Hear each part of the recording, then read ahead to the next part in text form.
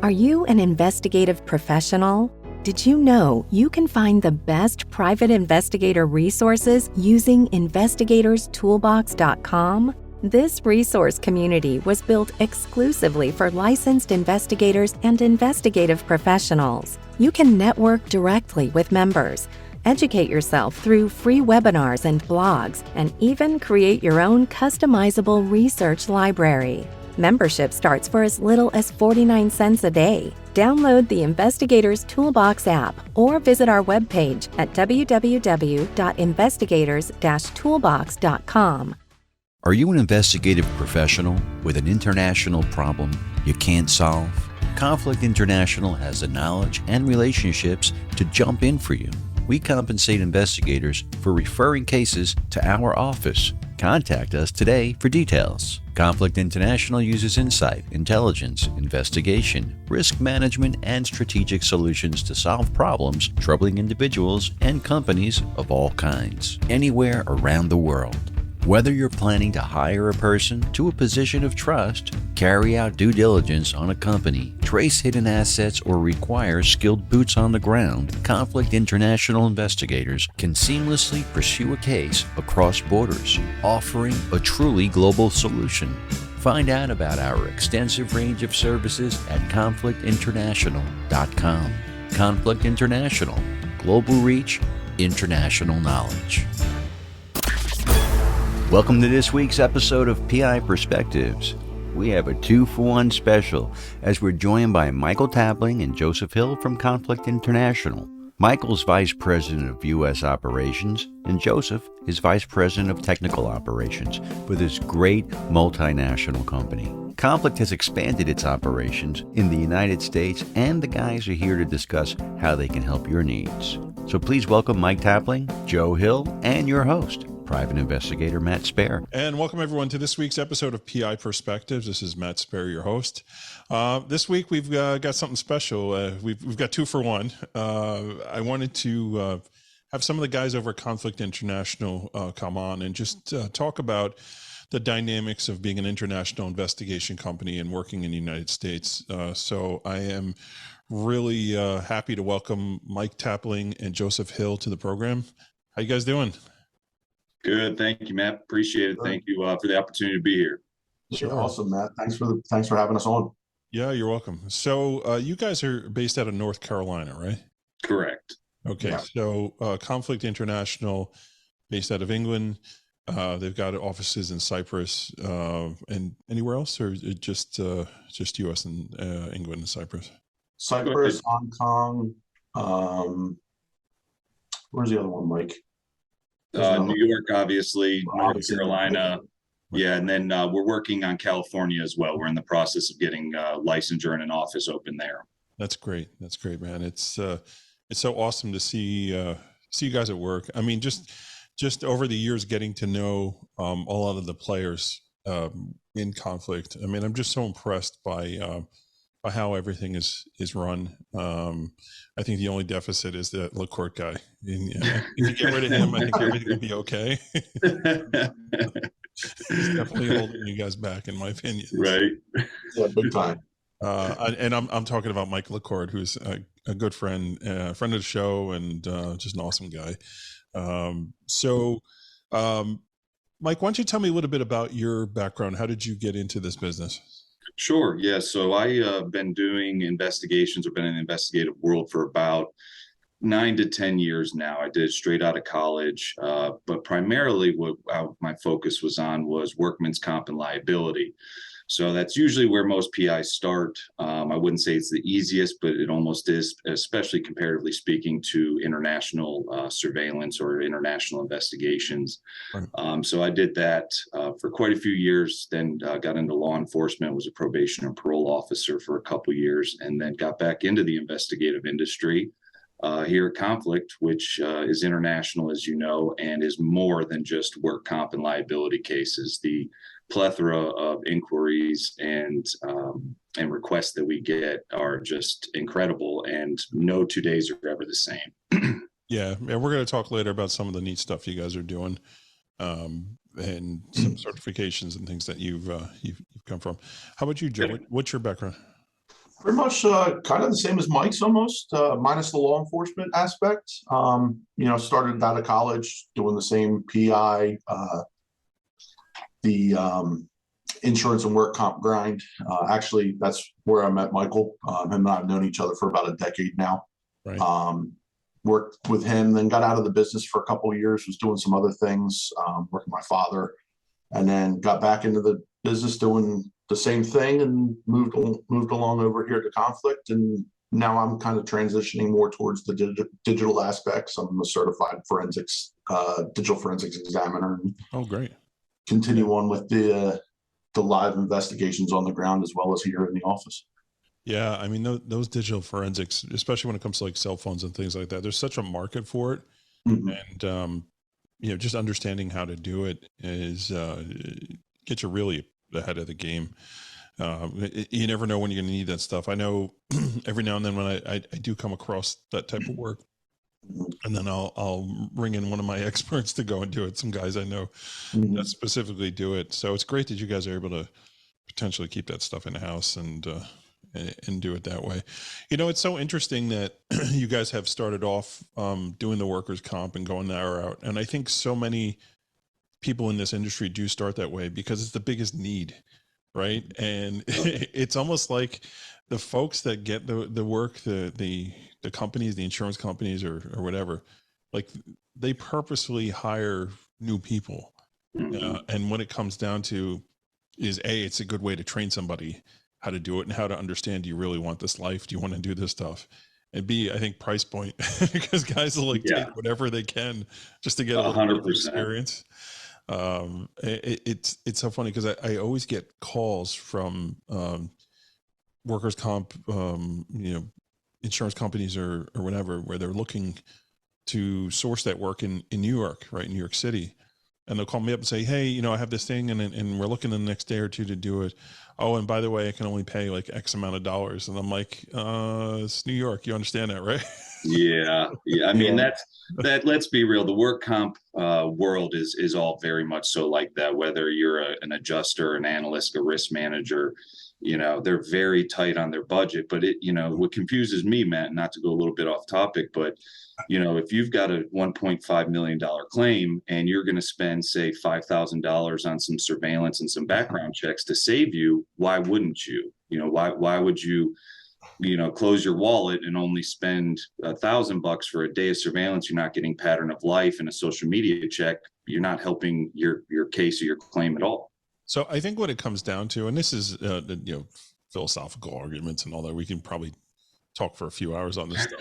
Right. Really what it comes down to is it's the mindset of a shareholder as opposed to an owner, right? So folks that work there, they answer to the bottom line of how profitable is the company, right? So it's like they get to a point where they just have to check boxes with doing their surveillance work. It's almost like they really don't care if you catch somebody or not. It's more along the lines of, did you actually just go out and make the attempt to do it?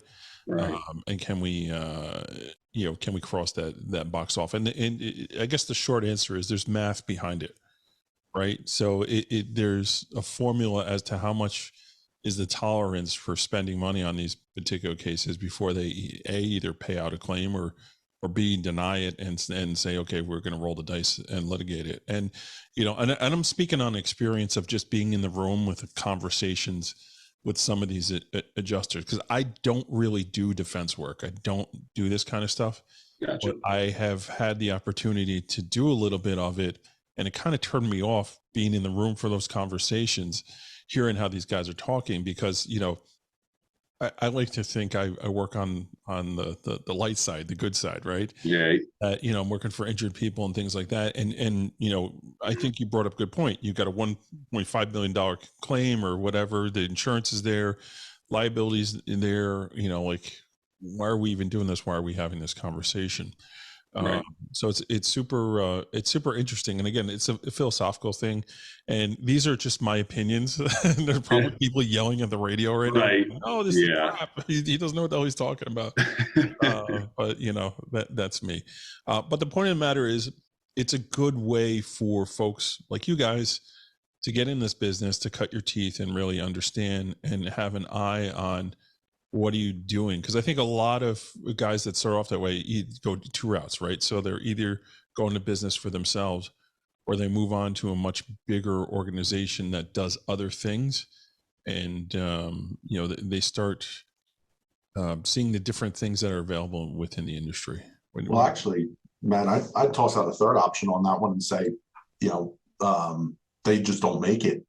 The work comp PI grind, being an on the ground investigator, that's a tough life, and people don't realize that. I get, people ask me all the time, what do you do? And, back in the day it was, oh, I'm a private investigator, I do this and that. And, people would say, oh, that's so great. And it's like, you don't understand, like you're living in your car 10 to 12 hours a day. Like, I pee in a bottle. Pee in a bottle. Like, don't ask about number two. Like, it's a rough life, and especially when you have to sit in a rough neighborhood in the back of your car with your car off all day, and either the dead of summer or the dead of winter, where it's 100 degrees and you're 120 in the car, or 30 degrees and it's 10 degrees in the car. And you don't have to run. Those diapers are pretty uncomfortable in 100 degrees. Yeah, they get uncomfortable after a while. You want to get out of the car after a while. You start chafing. But that's the sad realization is, just a lot of people don't make it in the grind. They either, like you said, they either go in their own business, or they work for somebody who's just going to pay them to go sit in a car, or they don't make it and they go somewhere else. It's a tough life. So how did you guys find conflict, or did they find you? Like, what did that look like? Joe, why don't you go first on that one? I actually was looking to move on from my old company, and happened to just get in contact with somebody that was employed here.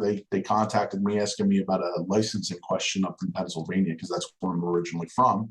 Okay. And I wasn't able to specifically answer their question, but we got talking in conversation, and they pretty much just offered me a better gig over here. Giving me a chance to kind of get out of the vehicle and start doing more computer-based work, and not having to travel 65,000 miles a year. So that was pretty much how I ended up here. How about you, Mike? Yeah, very similar, Matt. I left my prior company and honestly didn't have anything lined up. Was just going to take a little time for myself and, do my own thing. And I got a call from a former colleague who used to work under me. And he said, hey, I've got a position open at this company, and they're international, and, had nothing but good things to say. I said, all right, I guess I'll give it a shot. And here we are. And like Joe said, we've both gotten several opportunities to get licensed in certain classes, programs, certifications, stuff that obviously we can discuss a little bit more, but that's pretty much how I got here. Yeah. And that's great. It's all about opportunities. And, it's like, you almost have to cut your teeth. I mean, even me, a guy who doesn't like doing surveillance and is like not my bread and butter, like I did my fair share when I first started. And it's almost like you do what you have to do so you can do what you want to do. Yep. I still go out in the vehicle. I was out there 3 weeks ago, Mike, something like that, working a 2-day case or something. Yeah, you do what you got to do. You still got some of those diapers left, huh? You're just trying to get through them. No. I had to go buy a whole new pack. They expire. Get uncomfortable. Yeah. But it's so important, right? And even like when you're taking a test in New York, anyways, to like get your PI license, like these are questions that they ask on like procedure, right? So if you don't actually do the work, if you don't know how to do it, like you're not going to pass that test, because the questions are geared towards like, hey, if you'll know the answer if you did this, right? So it's so important to at least know how to do it, not necessarily do it all the time. But there are folks out there that love doing it.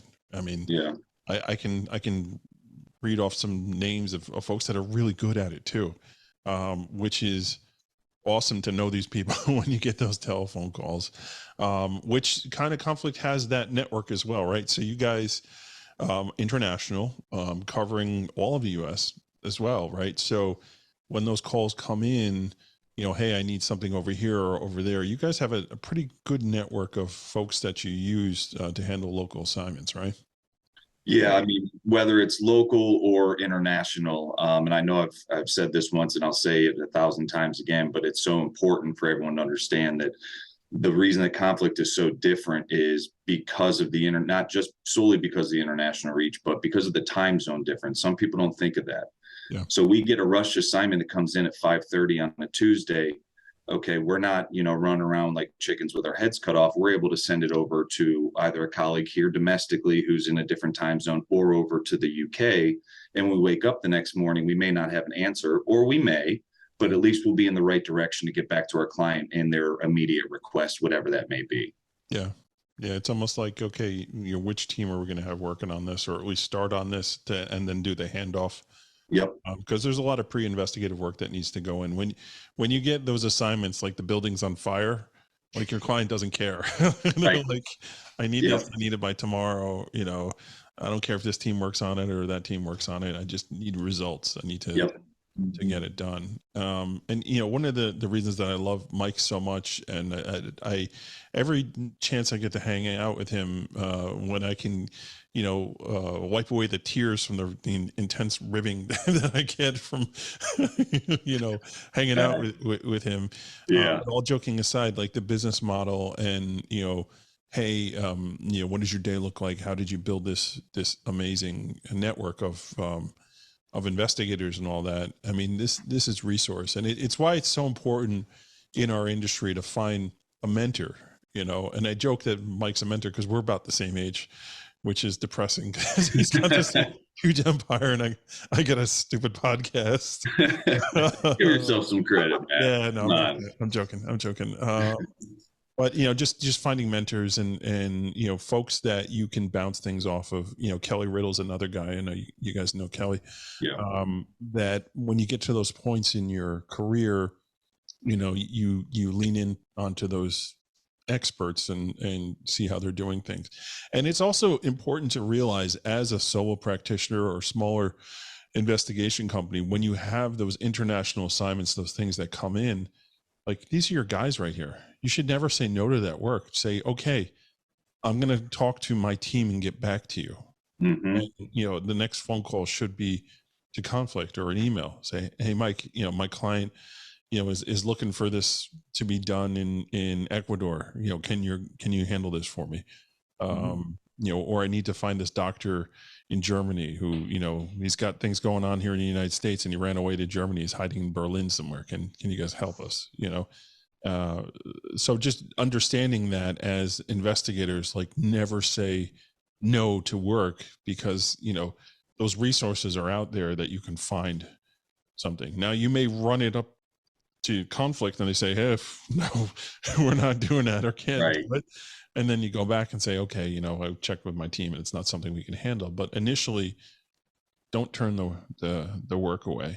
It's really important to realize. And I thought you brought up a really good point there, Mike, about the time zones and just the efficiency of being able to jump on that stuff. Yeah. So important. Okay, so we're going to jump out and take a quick break, and when we come back in, I want to just hammer down a little more on some of the things that conflict can do, is doing. We'll talk a little bit about some of the stuff that I'm kind of lining up to do with you guys as well, that I'm very excited about, and we'll just dive in a little more. So everybody sit tight, and we will be right back.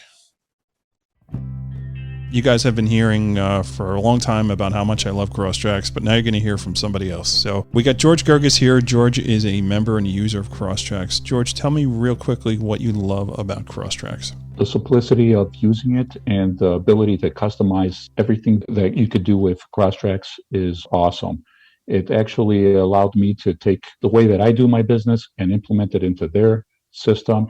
And not only am I able to manage 10 or 15 cases, I'm able to manage 50 to 100 cases with the same effort. Fantastic. So Crosstracks, the case management system, they are SOC 2 certified. Basically, that's an encryption, really an upgrade. They're the only ones out there that are doing it. So please support this great sponsor that supports our show. Check them out. The links are in the show notes. Crosstracks, if you're an investigator, you should be using them today. Are you drowning in fees with your current provider? IRB Search offers the highest quality data at the most competitive prices. Founded by investigators for investigators, IRB is tailored specifically toward helping you close your cases. We're currently offering PI Perspective listeners an exclusive 30-day free trial of our system. So simply go to irbsearch.com and apply using the promo code PIP30 to claim this promotion. Information Education Consultants is proud to announce that their Certificate of Professional Investigation is now available online at IECOIT.com. If you're interested in learning the investigation profession, what better resource to consult than the mind of the nationally renowned private investigator, Rory McMahon. Rory has compiled 40 years of experience into an online training resource for the benefit of the current and next generation of professional investigators. The site offers CEUs for current licensed professionals and is a recommended stop for our true crime aficionado friends and family. Check it out today at IECOIT.com. That's IECOIT.com. Looking for an insurance agent that puts you first? Every PI business is different. That's why OREP Insurance can shop multiple markets to ensure you get the best coverage to meet your unique business needs. OREP's model is business by the golden rule, and for over 20 years, they've built their business by putting their clients first. So come enjoy a fast online application and same-day certificates of insurance at OREP.org. OREP has coverage for armed investigators, executive protection, and even has a separate policy for security firms. The application takes less than 5 minutes, so visit OREP.org today. OREP.org. Check out the latest issue of PI Magazine, available online or via hard copy. Visit PIMagazine.com to learn more. And welcome back to PI Perspectives. This is Matt Spaier, your host. Today we have some guys from Conflict International. We got Mike Tapling and Joseph Hill with us. Guys, I want to welcome you back to the program. Thank you, Matt. Appreciate it. Okay, so we now know a little bit about who you guys are. We know a little bit about who Conflict is and what they do and what they're about. And let's talk a little bit more about some training and certifications that you guys have accomplished. So a few months ago, we had Mike Julian on the program. Mike does the live shooter, live shooter training, and he had come up and was talking about the services that he offers and the training that he does and how he trains people to become certified instructors. And you guys actually went through that program. So first of all, congratulations. Well, thank you. And that's awesome. So Mike, you want to start and tell me a little bit about what you learned over there and basically what you're doing with that. Yeah, sure. So, the original threat assessment, I guess, if you'd like to call it, was the run, hide, fight method. And it's so outdated and it's not safe. So Alive is broken down into assess, leave, impede, violence, and expose. So with the run, hide, fight method, you're running, you don't know where the shooter is. So you could be running right towards the active shooter, putting yourself and the others in danger who feel that you're confident enough to leave the situation. No, you need to take a second, assess the situation, and call 911. Once you call 911, that's going to start that clock. And Michael also wrote a book called 10 Minutes to Live, because mass shootings typically happen, or on average last about 10 minutes. So the sooner that you call that 911, you're going to get that clock ticking and you're going to have a better chance of survival. Right. So that's only the A, portion, and the rest are relatively self-explanatory. But the program itself is catered not to just large corporations. It's catered to individuals, daycares, hospitals, nursing homes, churches. It doesn't matter. It's so important for everyone to be prepared, just for the sheer fact of how often these mass shootings are occurring anymore. Yeah. So Joe, what did you pull away from it, and how do you see it as far as a business model and being able to now implement that into Conflict's suite of services? Well, Matt, I didn't pull anything away from it because when Mike was taking the Alive training, I was doing my forensics training. Oh, okay. All right. So, but as a business model, as like Mike said, just knowing what he's gone through, because him and I have had discussions about what he was instructed and everything. Right. It's definitely going to be good from a like a protection aspect. Not only do we do surveillance and we do due diligence checks, but we also do corporate and executive protections as well. And being able to go in and offer these services to companies, to, as Mike said, all of these organizations, so that they can know how to better react to a situation if they were ever in one, is probably one of the forefronts of what we're going through in the nation right now. I mean, definitely. It seems like every other week that there's another mass shooting in a small town. So absolutely, it's one of these things, as Mike said, it's one of these things that people should really start looking into, because these aren't slowing down, and they're not just happening in large cities anymore. Yeah, they're happening all over the place.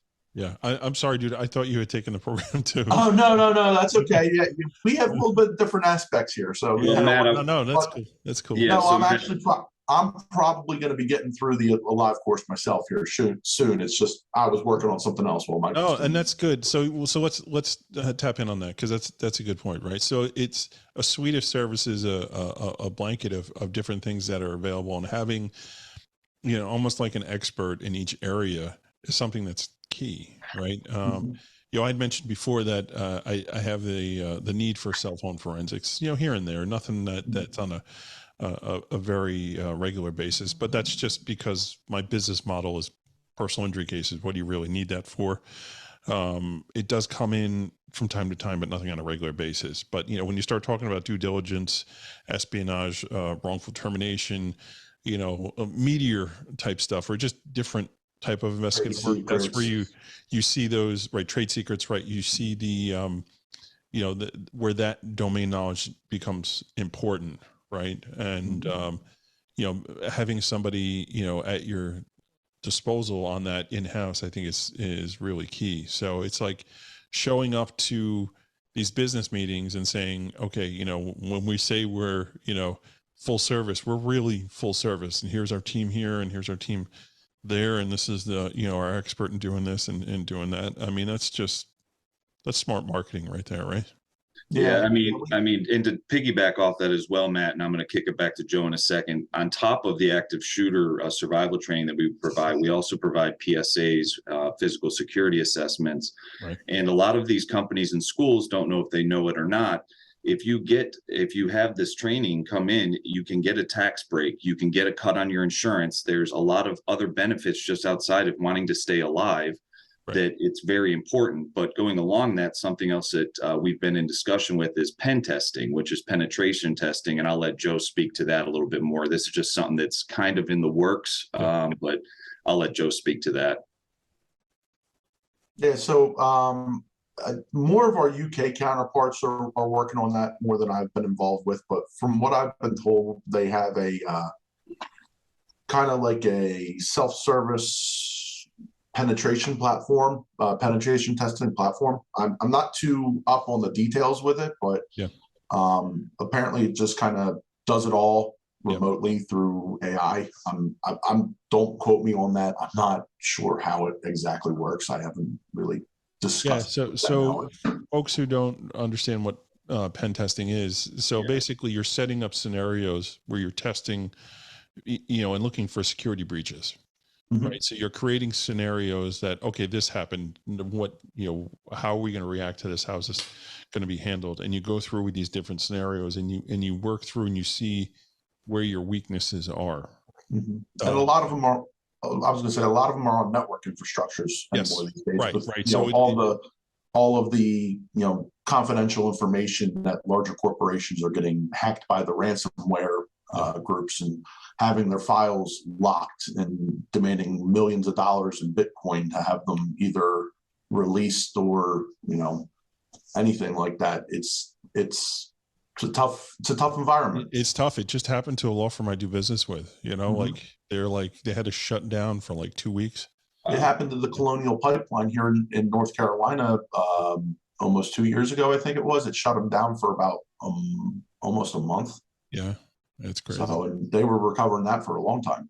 Yeah, I think we tend to be very reactive here in this country and not proactive. That's one of the biggest challenges as security professionals, trying to sell that idea that, you have to be ready before it happens and not deal with it after it happens. And it's always been that culture here, and it's a bottom line culture. Like you totally get it. I've done my fair share of trying to market. For a long time, I was back in the day doing electronic canvassing and like setting up geofences and things like that. I had gotten into that technology. I had found an area within personal injury that I was able to find witnesses and stuff through setting up fences, but I was like, this fence stuff is pretty cool. You can actually set it up and do monitoring with it. So we went down the whole rabbit hole with that. And yeah, we'd done a whole bunch of meetings. We had interviewed with like movie studios, churches, businesses, things like that, trying to sell this idea of like, you should be doing monitoring. And it couldn't take it. It just didn't want to spend the money.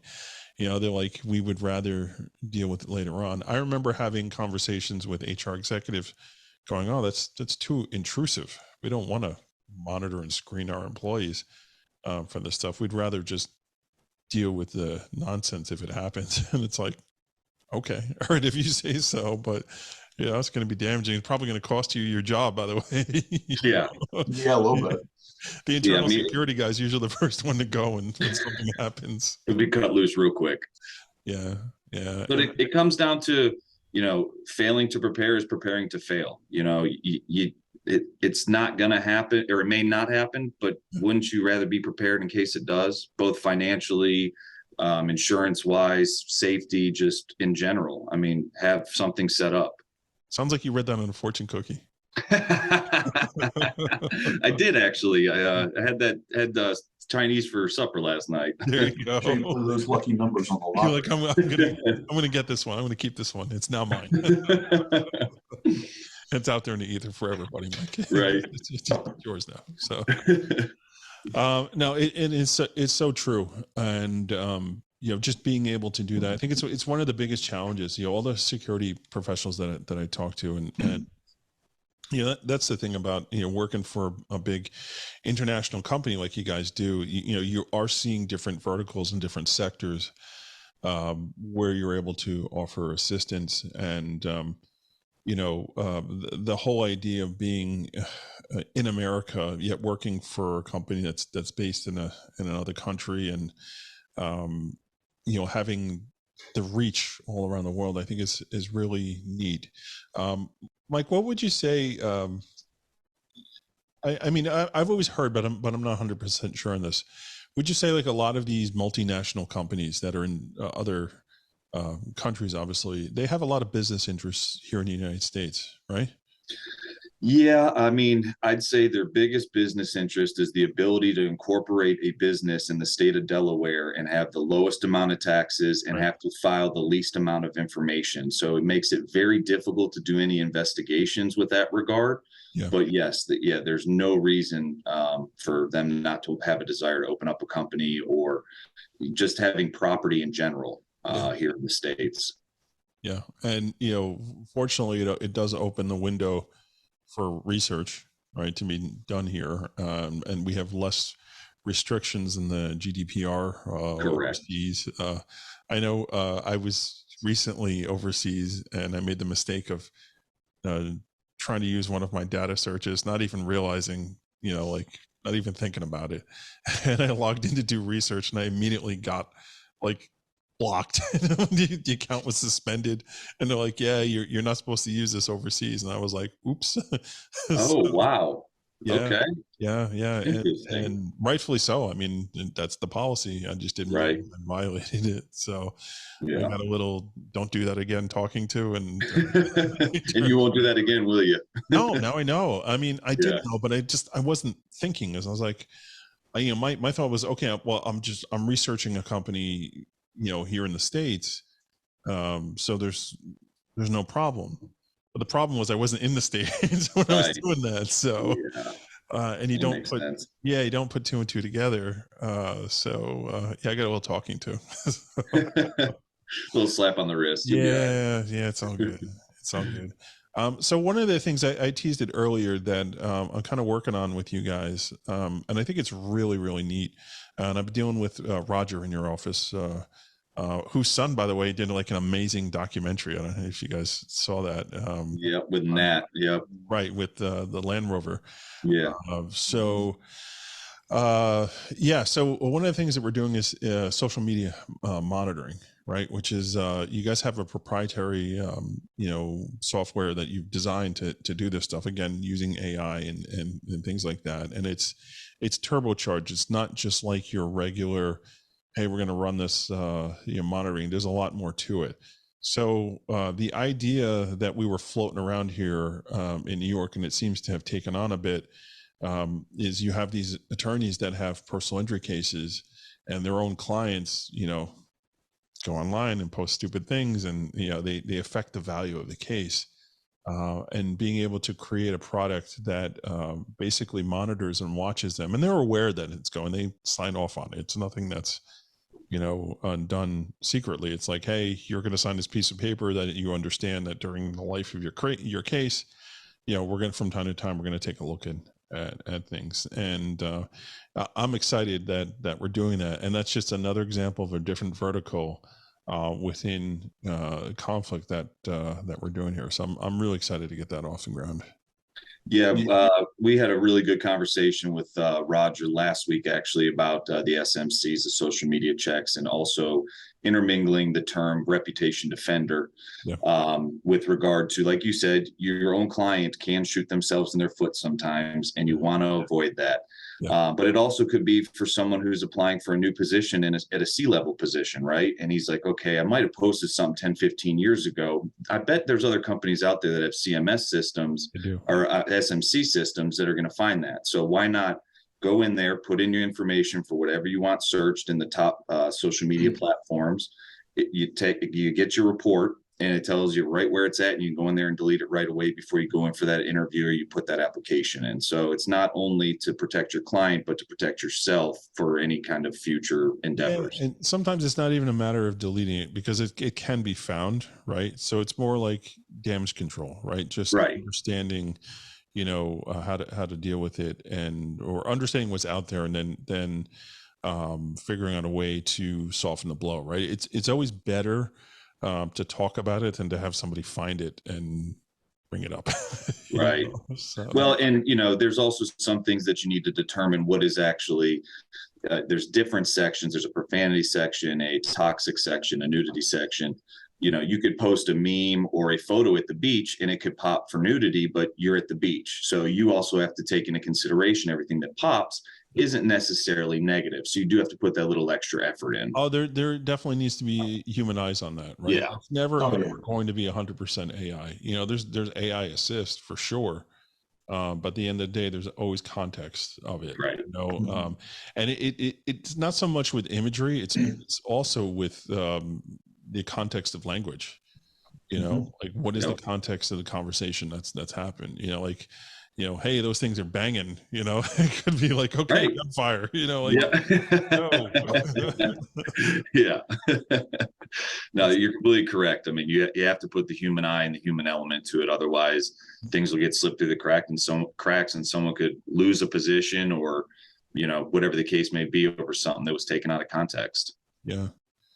So, Joe, are you involved with doing any of that stuff or no? Oh, a little bit. That's Roger's baby so far. He's been pushing it over to us and kind of explaining how it works and how we're going to kind of push it to people over here. But it definitely is a fantastic platform for larger corporations, like Mike said, hiring on C-level employees, not even C-level employees, just like a mid-manager level or somebody you want to make sure is, somewhat public facing, but not,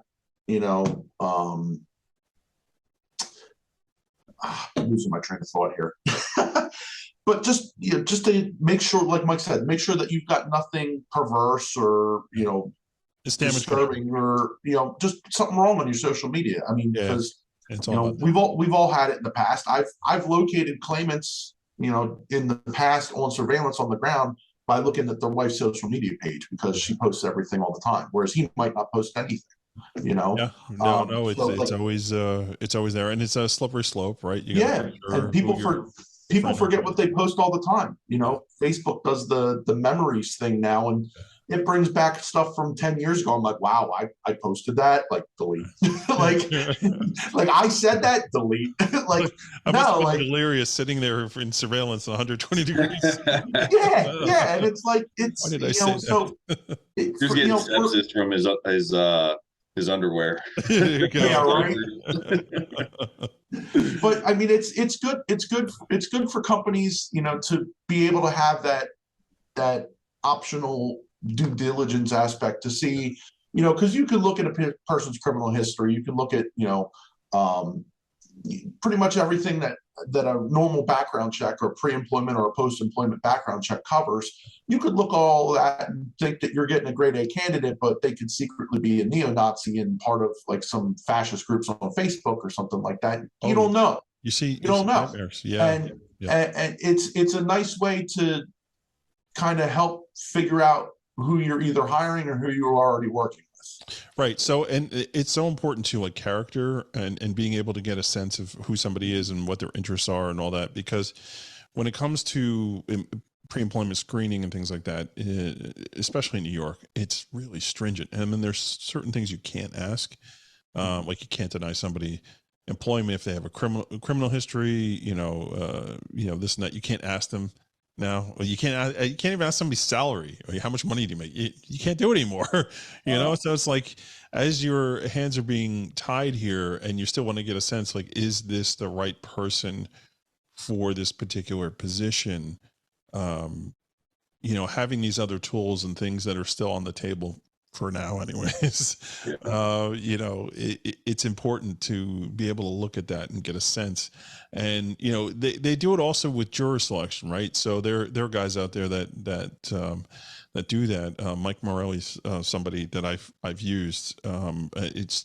He's done awesome work here, doing, you know, helping pick a jury, and then once the jury's picked, doing profiles and backgrounds on it. And that, you know, like that social media, that research and things like that are things that are it's important, you know, and being able to have the skill set to do that again internally, which is just great for you guys, you know, that you have all these different verticals that you have there. Conflict as well. With quick turnaround time too, Matt, you know, with those social media checks, we can get them back within 7 to 10 days, sometimes even within 24 to 48 hours, depending on how in-depth someone's, report's going to be. And like you touched on, and just to mention again, it is consented. The individual will actually go in there, type in their login information and password through our our SMC platform. So it's not, you know, they're going to see everything. We're not hiding anything. And that's the thing, when you're handcuffed by GDPR and things like that, like these are what you have to do.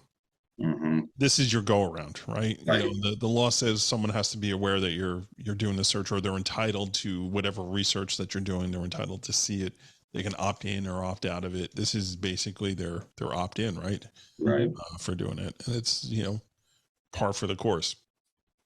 Now, maybe they don't realize how in-depth it is that you guys are doing. They think like, okay, I'm fine. And then they get back a 20-page report. Right. Yeah, I just got pictures of kittens on Facebook. I'm cool. It's fine. You know. But you know, it's a whole different ball game.